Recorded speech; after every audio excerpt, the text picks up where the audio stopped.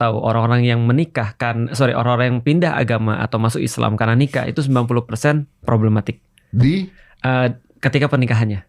pernikahannya? Kenapa? Kenapa? Karena dia masuk Islamnya karena mau nikah, Iya. bukan berdasarkan alasan pribadi. Maka ketika pernikahan itu jadi problem karena biasanya yang cowok misalnya kalau dia mau masuk Islam karena pernikahan, maka dia akan balik lagi ke settingan awal.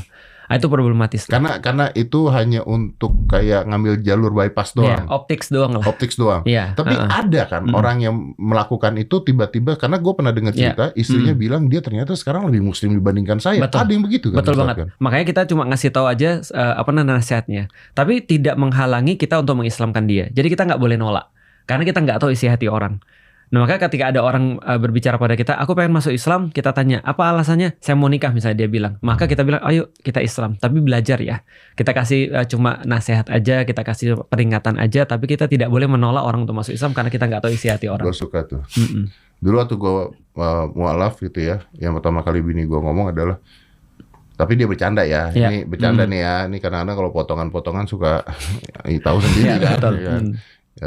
Dulu belum istri kan, dulu pacar. Lu jangan pindah agama ntar lu nikahnya 4 lagi gitu, bercandanya gitu. Karena gitu. bagi dia niatnya gitu mungkin.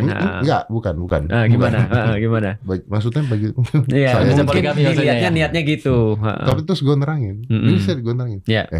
Lu ngomong-ngomong ya, kenapa malah Nabi Muhammad mengiyakan boleh nikah 4? Itu bukan gara-gara nggak puas gue. Justru tuh gara-gara tau gak, itu menekan. Karena dulu nikah tuh lebih dari 4. Semua orang bisa nikah banyak, 40, 100.